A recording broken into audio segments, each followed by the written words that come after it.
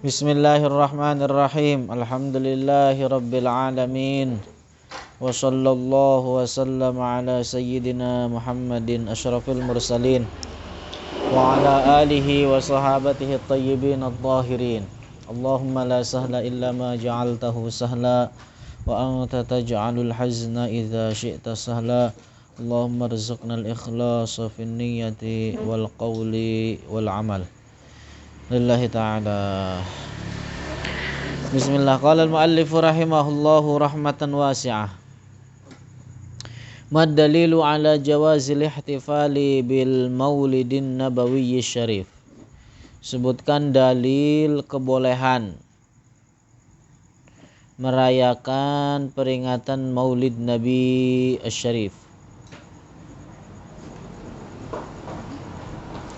Jadi peringatan Maulid Nabi itu adalah sesuatu yang bukan hanya sekedar kita perangat.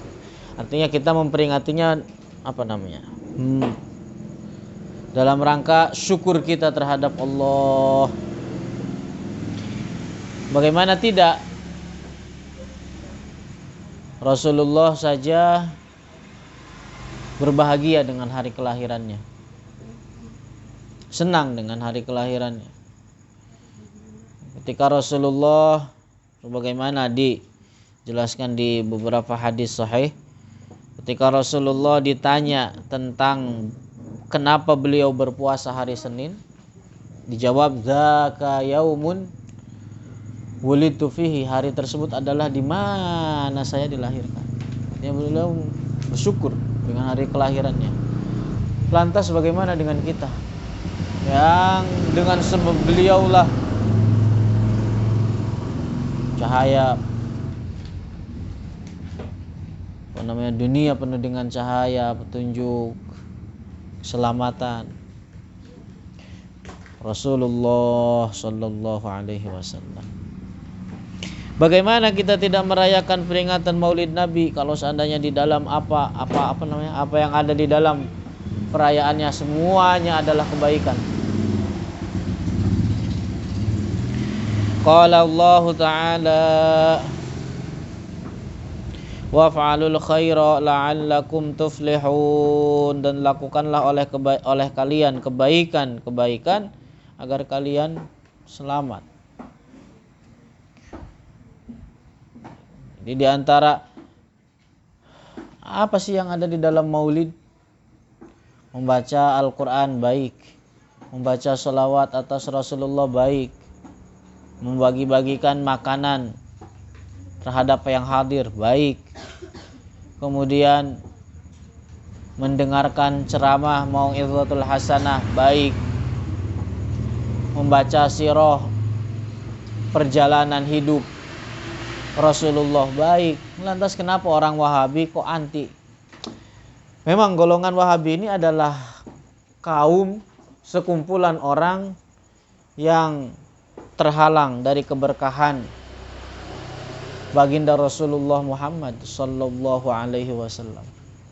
Apa buktinya? Setiap amaliyah, perbuatan yang di dalamnya ada unsur kecintaan terhadap Rasulullah, mereka tidak segan mengatakan bid'ah, sesat, kufur, musyrik dan lain sebagainya. A'udzubillah. Tawassulan mereka katakan haram, syirik. Ziarah kubur Nabi Rasulullah mereka katakan musyrik, perjalanannya haram. Istighosah terhadap Rasulullah mereka katakan kufur. Waliyadzubillah. Jadi segala bentuk perbuatan yang di dalamnya mengandung unsur kecintaan terhadap Rasulullah, orang Wahabi enggak segan menilainya sebagai kufur, syirik, bid'ah, khurafat dan lain-lain sebagainya. Bahkan kita jelaskan bahwa Maulid ini, Maulid Nabi adalah bid'ah hasanah. Memang peringatan ini tidak ada di zaman Nabi, tidak ada di zaman sahabat. Akan tetapi muncul awal mulanya adalah di awal-awal abad ke-7 Hijriah. Orang yang pertama merintisnya adalah Abul Muzaffar Al-Asfarayin, Abul Muzaffar Al-Malikul Muzaffar, Raja Irbil, suatu daerah di Irak. Beliau seorang alim, seorang sunni, seorang bertakwa, seorang pemberani. Begitu seharusnya pemimpin. Bukan kayak di sebagian ini.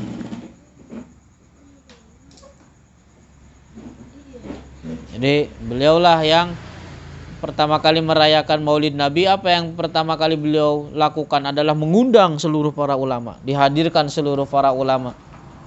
Ada yang dari ahli hadis, ada yang dari kaum sufi, ada yang sufi sejati, ada yang dari ahli fiqih. Semua disiplin ilmu diundang. Apa yang mereka nilai tentang peringatan Maulid Nabi tersebut adalah sesuatu yang baik. Adalah sesuatu yang baik hingga akhirnya semua ulama tersebut di situ sepakat dan tersebar perayaan ini dari belahan bumi timur sampai ke belahan bumi barat. Nah itu. Al-hadis, man sanna fil islami sunnatan hasanatan. Man sanna, orang yang merintis suatu perbuatan baharu fil islami, di dalam Islam, sunnatan hasanatan, dengan sesuatu yang baik, sunnah yang baik, falahu ajruha, maka dia mendapatkan ganjaran akan kesunahan tersebut. Jadi itu. Orang kalau ada biasa nyeleneh, nggak terima,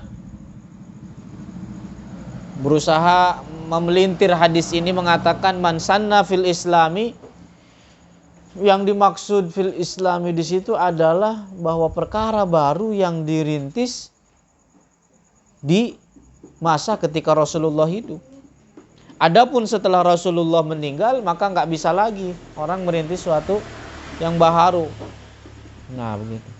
Kita katakan kepada dia, ini adalah bentuk pengkhususan. Kalian mengkhususkan, kenapa kok dikhususkan di zaman Rasulullah masih hidup saja?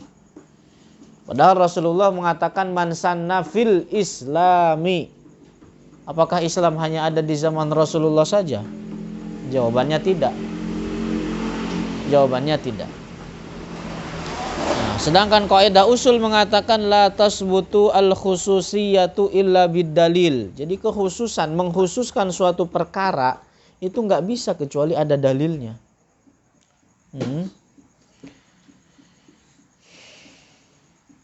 Jadi Rasulullah mengatakan man sanna fil islami. Jadi Islam nggak hanya ada di zaman Rasul.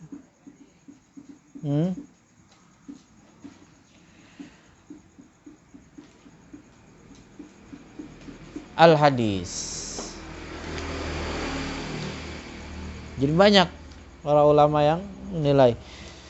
Cuman perlu diketahui juga bahwa di sana ada perlu hal-hal yang harus diperhatikan, harus di warning, bahwa ada kitab yang dikarang tentang Maulid, akan tetapi apa?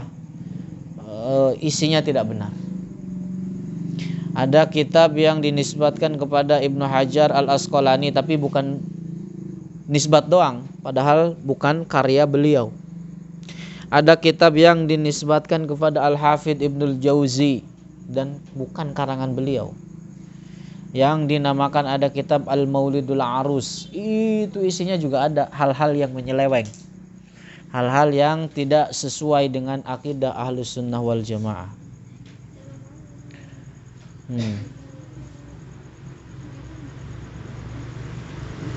Juga satu lagi biasa tersebar di acara peringatan Maulid Nabi, apa katanya?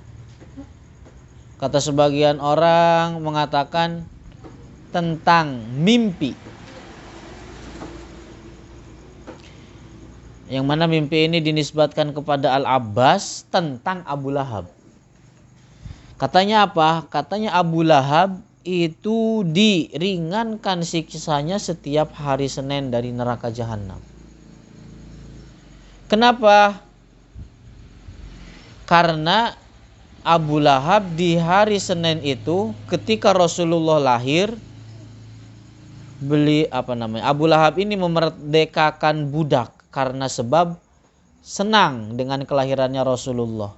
Yang mana Rasulullah itu kan anak dari saudaranya. Apa berarti? Abu Lahab itu ya berarti apa? Paman. Gitu kan? Karena senang, kemudian apa, Abu Lahab ini memerdekakan budak. Nah, sebagian orang mengatakan karena sebab ini Abu Lahab diringankan siksaannya di neraka setiap hari Senin. Nah, ini adalah nggak benar. Kalau seandainya ini karena sebab mimpi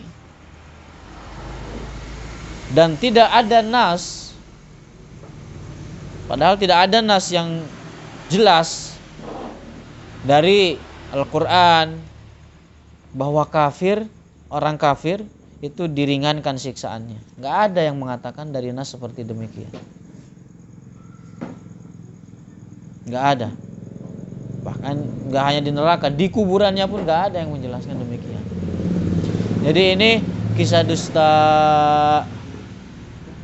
Bahkan Al-Hafidh Ibnu Hajar Al-Asqalani di dalam Fathul Bari mengatakan lakinnahu mukhalifun li zahiril Quran. Jadi kisah ini, cerita ini adalah bertentangan dengan nas yang jelas dari Al-Quran. Beliau mengutip ayat wa qadimna ila ma amilu min amalin faja'alnahu haba'am mansura. Itu.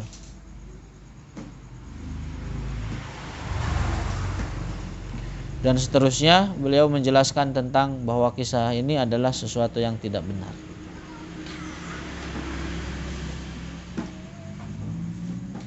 Jadi memang ahlut tahqiq, ulama muhakkik itu mereka sepakat bahwa kafir itu tidak disiksa, tidak diringankan siksaannya karena sebab kebaikannya di dunia. Itu sepakat ahlut tahqiq, ulama ahlut tahqiq. Kan tetapi apa?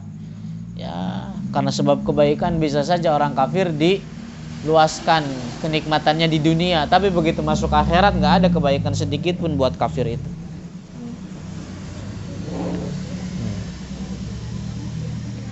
Bahkan Al-Qadhi Iyad itu menukil ijma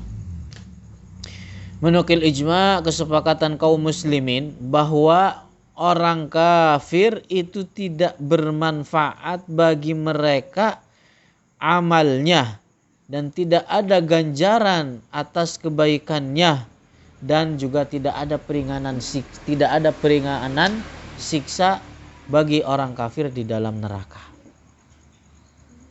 Nah,